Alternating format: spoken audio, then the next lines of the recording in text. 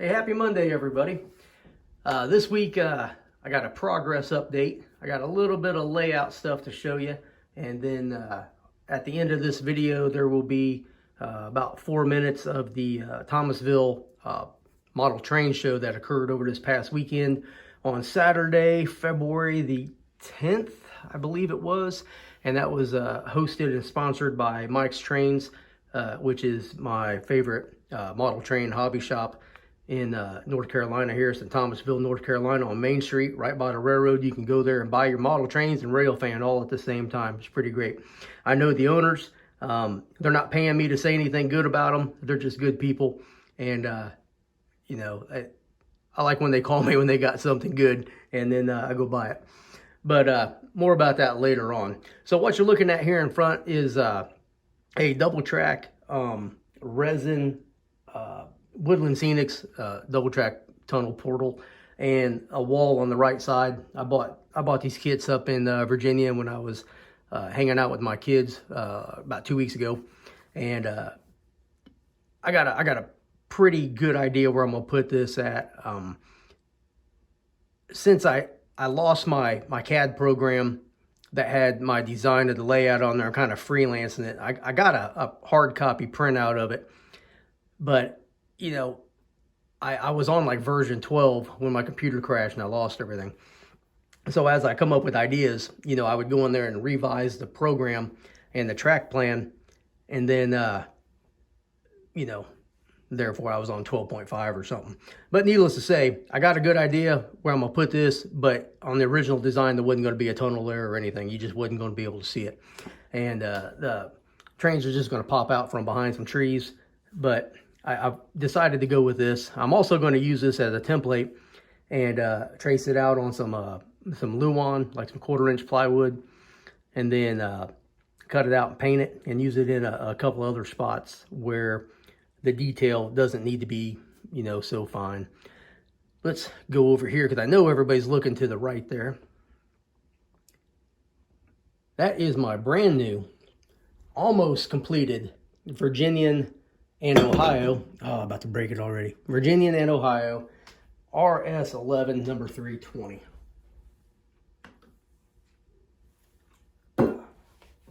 So this started out as an undecorated Atlas Cato RS11 that my wife bought me for Valentine's Day.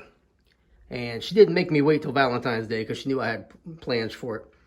But it is about 98% complete, and I'm pretty happy with it so far. So you're probably wondering what needs to be done, right? Well, the major thing is I need a decoder, and right now I'm looking at 5 TCS Wow Sound kits that I need to buy, and they're going for anywhere from $137 to $150 a pop. So that's roughly $750 of decoders that I need. I know you're feeling sorry for me right now. So if you want to help, please like, subscribe, share the video, leave a comment, and watch a couple more videos, because once my watch hours get up, because I'm almost to 1,000. So once my watch hours get up, then I can start making a little bit of money. And that's what the whole idea of the YouTube channel is for, is to bring in just enough income, or just a little bit of income, where the trains can kind of not pay for themselves, but YouTube and your support will pay for, you know, supplies and locomotives and decoders and cars and stuff like that. So I guess I need to start putting out a little bit more content. I try to do 1 to 2 videos a week and a couple of shorts here and there. But, you know, sometimes I get busy and forget. But that's what's hurting me, is that I went about 2 months without doing anything. Maybe like 4 videos or something, and that really screwed everything up. And that's because I was busy with life. But now that I got everything under control again, we're back to model trains. So what needs to be done besides the decoder? I need to put some the cab awnings on here, and then I have a couple more like MU cables on the back here to do. And then I'm out of train line cable, like the brake line hose that comes out. I don't have any of those, so I have to order some. But other than that, it's almost finished. Now the blue doesn't look quite right to me. I don't know, because the only photos I have to go by were some on Google, and it looked fine. But then sometimes in the pictures it don't look right. But then when I looked at my Virginian and Ohio book, the blue looks a lot darker. So I can't really tell if it's just a photograph or if, you know, maybe it's the lighting in the room or whatever. But I'm pretty happy with it, so I'm just going to go ahead and stick with this. I didn't use a Boston and Maine blue. I didn't use a Bangor and Aerostroke blue, which is what the Facebook page, the Virginian and Ohio Historical Society Facebook page said to use. I went with a blue called Patriot Blue, and it's a fusion matte finish that I got at Lowe's. And I basically just held the photo up on my phone and tried to match it to the blue cap as much as I could. And I think it's okay. I think it's okay. And once I weather it a little bit, I think it'll tone down the blue just a little bit, change the hue a little bit, and I believe it's going to be just fine. But if I could talk tonight, but for the foreseeable future, it's just going to be a dummy. And I'm pretty happy with the way it's looking so far. I'll show you the ends. I got a couple of decals to put on there yet. I got to put the F on the short hood. Now, if you ever looked at some of the V&O pictures in the books, the numbers on the side, the cab were a little bit bigger. But this is the size that came with the decal sheet, so that's what I went with. And 320 was the first RS11 in the series that the V&O had, according to Alan's diesel roster that I look at, Alan McClellan. And, you know, he died 2022, I think at the end of 2022. And so it's probably been 15, 16 months. And this is something that I've wanted to do for a while, was have a V&O locomotive or two, and to kind of connect to the man who inspired myself and probably tens of thousands of others of, you know, you can build something that is not prototypically, you know, correct because it's not real, it's fantasy, but you can make it sound real, operate it like it was real, follow different prototypes, and, you know, really enjoy it a lot more than what I call a purist is someone who, you know, if it's anything other than real, then, you know, you're not a real model railroader or something like that. So, but needless to say, I'm happy with it, and that's all that matters. My railroad, my rules. Now, the 203 and the 205 back here, I'm sure anybody who's watched my videos, you know I've talked about them. Allegheny Midland, RS3s, 203 and 205. The decals were sent to me by Tony Custer himself, and I'm pretty proud of them. And those are Tony Custer approved because I sent him pictures, and he seemed happy with them. But speaking of Tony, I asked him, what is the correct pronunciation of your name? I said Coaster for years because I really had no idea, and that's just what I thought it looked like. And that's probably something that I came up with when I was a kid. So I asked him, and he said it's Custer, like General Custer. And I'm like, okay. And then he went on to tell me that it's it's a German name and all this other stuff. And I was like, okay, well, that's pretty cool. So at least he knows his family history. I don't know my family history for crap, so I just know my name is simple as 4 letters, But so it's Tony Custer for everybody who did not know, and I'm pretty proud that I got to make those, and that he sent me some decals, and that I get the opportunity to correspond with him via email. We're not like best friends or not like that. We're acquaintances, and I'm happy to say that I'm good enough with that. Okay, so I mentioned earlier I went to Thomasville, and on Saturday to the model train show sponsored by Mike's Trains. The venue was a little small, as you'll see in the video at the end, but it was packed. Tons of people there. There was people out rail fanning. There was people inside with their kids looking at trains. There was hardcore modelers in there buying stuff. Very polite group of people in there selling. I think Noose Model Railroad Club from Raleigh came out. They didn't have a layout or anything set up, but they had like a little table. You'll see it in the video. And I was talking to Jackie, and she told me that they had to turn away vendors and model railroad clubs that wanted to set up, module layouts. because they just didn't have the space. So hopefully next year there will be a bigger venue where maybe the Sipping and Switching Society of North Carolina can come out. If you don't know who they are, they have an incredible modular layout that they put together, and it's different every time I've ever seen it. But they're pretty awesome. I'm going to see them this coming weekend, matter of fact, in Rowan County in Salisbury at some function they got going down there. So come back next week and you'll see a video of them. Also, I already have a video that I made in Raleigh in November. If you go to videos and if you go back to, I think, the beginning of November, it's got a, the thumbnail is the Baltimore and Ohio streamlined Pacific locomotive pulling the Cincinnati. So it's pretty cool. But here we go. This is my Atlas Cato C425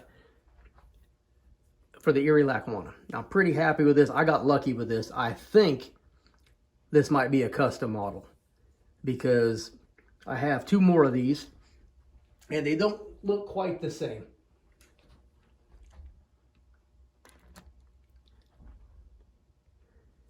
So somebody went through and took the trouble to accurately model the locomotive, because I saw these horns there and I'm like, that ain't right. It should have been on the other side. So I went, I did some deep research and I found where this is correct. The coolest thing is I have three of these and each of them have a different number, so I don't have to worry about changing any numbers. And I think these are going to look incredible when you get them all lined up, set of three, pulling a long train. But once again, I need decoders for all of them. I'm not sure if I'm going to put sound in all of them, but either way, the TCS Wow Kit has a, the motherboard is going to be the central item that I put in all of them. So it's got a built-in current keeper, so I don't have to worry about wiring that in separate. And I can put a 21-pin sound card on there, and from any manufacturer. So I can change some stuff up here and there, but I'm pretty happy with this. Pretty happy. I only picked up 2 cars because I have a million freaking freight cars, it seems like. But I picked these Atlas covered hoppers up for $15 a piece, which that is dirt cheap, absolutely dirt cheap. And I'm really happy with that because, you know, price makes a huge difference whenever you're building a massive layout. And that's what I'm trying to do. I think my current car count is right around 500. That's pretty stupid whenever you think about how much those cost to replace. And I've talked to my insurance company many a times about, hey, if anything ever happens, are these covered? Do I need a separate policy? They swear up and down I don't need a separate policy, but I think I might get one anyway because I have quite the collection. And for many of you who might be asking, how do you acquire, you know, 500 freight cars? And focus. And I don't even know how many locomotives I got. I have no idea. But how do you do that? How do you collect all that? Well, you start when you're about 16 and you buy stuff every couple of months for your entire life. When you hit 52 like me, then you have a bunch of collection. You have a huge collection. And that's how it's done, young people. That's how it's done. All right, well, a little off topic, but necessary. Okay, you got 2 little working men right there. They're in the union because they're standing around doing nothing. They have been standing there for roughly 30 minutes. Now, you're probably thinking, big deal. Well, they don't have like there's nothing here like a stand or anything like that. They're just actually standing on their own 2 feet. I'm going to tell you about my haunted house. And this is just one of many experiences that I've had here. You're probably going to think, you're full of crap, Rob. Your house ain't haunted. Well, I had these standing up, playing around a couple of months ago. Probably like right around Christmas. And they just stood there for the longest time. And I walked back over here, and I'm standing here watching them. And I'm like, well, I'm really surprised they haven't just fallen over. And as soon as I said that, the dude with the shovel fell over. And I'm like, no way. I'm talking as soon as I said it. I didn't shake anything. There was no cats in here, no dogs, no nothing. And it just fell over. And not 2 seconds after that, the fat dude on the left, he fell over too. And I'm like, whoa, this is crazy. So here's some other things that have happened to me out here. I've heard a woman's voice on many an occasion, thinking it was my wife coming in there hollering at me. and I go into the other room and there's nobody in there. I go find my wife and say, hey, did you holler for me? And she's like, no, I haven't been back here. That's true. That's happened many times. It's happened. One time it happened, it was about midnight. I had insomnia, I couldn't sleep. I was working for the railroad. My wife was out of town at her parents' because her dad was sick. And like I said, it's midnight. I'm in here working, and I heard a woman's voice talking. I don't know who she was talking to. I couldn't quite make it out, but I heard a woman's voice talking, and it freaked me out. And I went ahead and went back in the other house, or the main house, and I was like, I'm done for a while. But every now and then something will happen out here, and it really freaks me out, and I got to go inside and take a break because everybody gets scared every now and then. It happens. Okay, you're probably wondering what this is right here. If you are familiar with Woodland Scenics materials, you know they come in like a giant shaker cup, and I think they're crap. So what I do is, my wife gave me this. You hear me talk about my wife a lot. She is great. She comes up with some awesome ideas. She's very artistic, and she contributes to the model railroad quite a bit, and really a lot more than what I even thought she did, now that I started like looking at stuff that she picked up along the ways and stuff. But this is for like packages of like iced tea that she gets.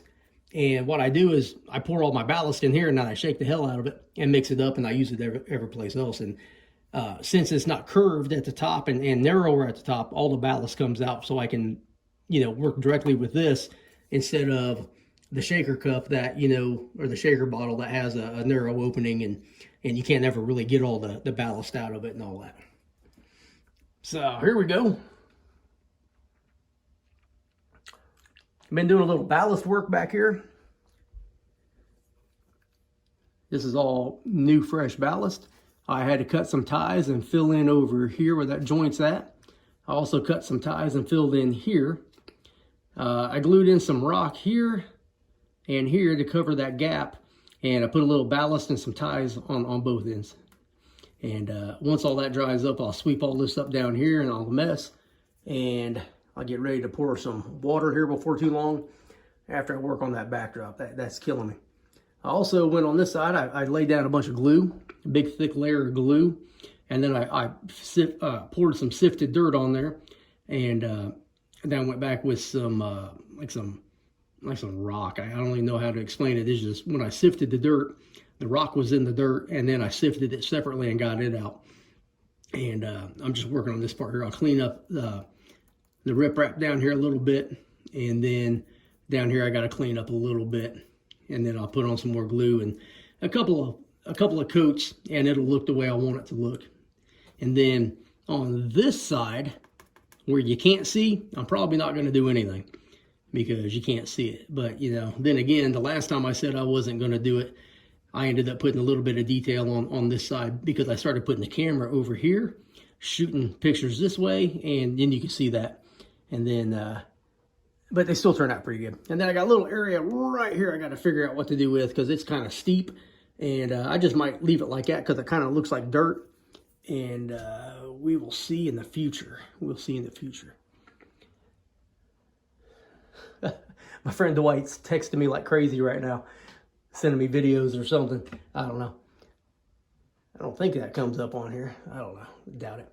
So something else I did, just something really simple, but this building here had like a bell tower and a clock right here.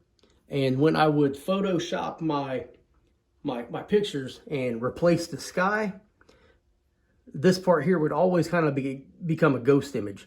So I just took it off. So I was like, you know what? Don't even need it. I'll take it off, and then I think it'll make the pictures a lot better. I think my wife's burning something in the kitchen. I just heard a fire alarm, and a big fan in the train room just came on, sucking out some smoke. That's kind of funny. But we're not going to stop shooting. The house is on fire. You're going to see it. Let me think. So all my photos that I take, I put on my Instagram. And I think I got 2 videos that I did. They're quiet with a bunch of photos on there. I'm just kind of playing around, seeing how they would be received. But my Instagram is HO Scale Model Trains 1221, the same as my YouTube channel. I'll put a link in the description. And if you want to see some cool photos, you know, I think they're pretty neat. They seem to get a fair amount of attention whenever I post them on Facebook. And in, I think it was last week's video, I put I think some links to a couple of the groups that I belong to where I post a lot of photos. But you know, I do a lot of Photoshop where, I mean, this picture don't look too bad. You got a little blue sky there, kind of gray. But I got this program called Impixio, I guess software, and it will, I can put in clouds, I can put in storm clouds. If you look at my last update video, there's a picture of a Pennsylvania interlocking tower, and there's like a thunderstorm behind it or something like that. That's all Photoshop, and it is, I really love doing this stuff. And I do it for some other people, and they send me pictures, and I shop them out, and I send them back to them, and I really enjoy doing that. So if you have some pictures that you want Photoshop, send me a message, and you can email them to hoscalemodeltrains2022@gmail.com, and I can Photoshop them and email them back to you, and that's no charge. And since I was just talking about money, but I have been thinking about, you know, maybe, you know, like 5 photos for $5 or something like that. I don't know, because some of them come out really good, but that's something for in the future when I start to monetize some stuff. If you're in North Carolina, you may see me at some model train shows this year, and I'm going to, my wife's going to make t-shirts for me that have, you know, my name on it, my YouTube channel on it, my Instagram, and I'll probably have my little slogan on there on the back, you know, come back tomorrow and see what I do next. And so if you're in North Carolina in 2024 and you're at one of these shows and you see me walking around, come over and say hi, shake my hand and all that stuff. You know, I love constructive criticism. And so if you don't want to leave a comment, you want to tell me something in person, like, you know, hey Rob, your videos suck, and you say so too many times, and you got too many crutch words, and you say and you want to beat me up, that's perfectly fine. Well, be tactful about it. That's all I can say. I got one last thing to show you, and then I'm gonna cut this off. So I'm just gonna take you and walk you in there. Oh, I just got hailed. Dinner's ready. Okay, last thing. Let me run in here. She burned up something. Goodness. Don't tell her I said that. Oh, underneath. So I found some chicken wire that my daughter had for the rabbits, and I just kind of playing with it last night, and I'm going to make a hill that's roughly maybe 12 to 15 inches high that runs all the way down the middle of this piece like that, but you know, basically right down the middle that you're looking at. And I'm liking the way this is looking so far. There's not a whole lot to it. I just bent it up and stuck it up there, but I think it's going to be pretty cool. I hope you can see it in the video. I think it's going to look pretty neat. I think it'll change the visual aspect of everything when you're looking at this. And you know, you got the yard on this side separated from the tracks that are going to be on the green foam and the coal tipple and all that. So this part here might be maybe 20 inches high. I was kind of playing with it with a tape measure, lifting it up and trying to figure it all out. Oh, my last little bit of advice. When you're doing a huge ballast project like I did on this yard, when you spray your Woodland Scenic cement on there, wipe your rails off immediately. I am having so much damn trouble getting the glue to come off the rails so the locomotives don't stall out that I was really kind of pissed last night, and I just got fed up and went to bed. So wipe them off as you go along, and then you won't have any problems like I'm doing now. All right, so lastly, once again, if you like this video, you know, hit that little like, comment. You can hit that notification thing if you want. That's all up to you. Leave a comment. Love your comments. And share it. And subscribe. That's it. Almost to 1,000. I think I'm 994 as of right now. So I think I'm pretty happy with that. So once again, come back tomorrow. See what I do next. Stick around because you got the model train show right after this. Hey everybody, Rob here. I'm in Thomasville, North Carolina at the, I think it's the inaugural model train show sponsored by Mike's Trains. A lot of stuff going on here. I'm on the second level. It's all Lionel up this way.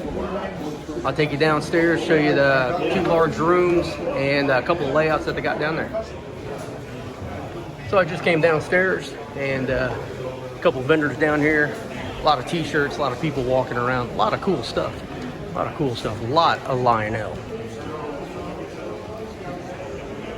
And I'm not a big t-shirt guy, so I doubt I'll be buying any, but it's pretty cool.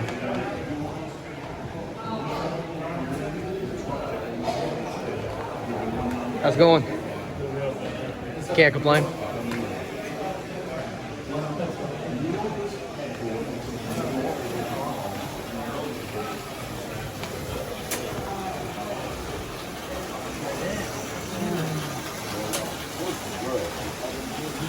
American Flyer. Pretty neat. Excuse me. Still on the fourth floor. Right here.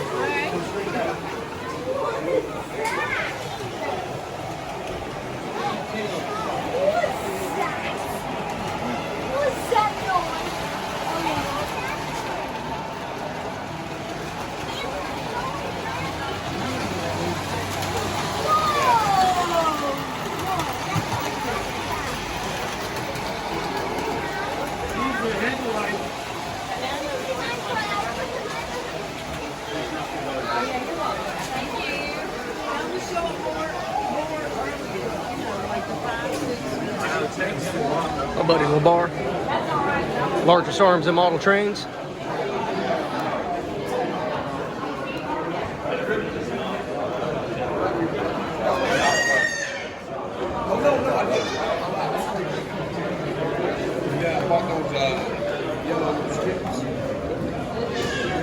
A lot of good stuff.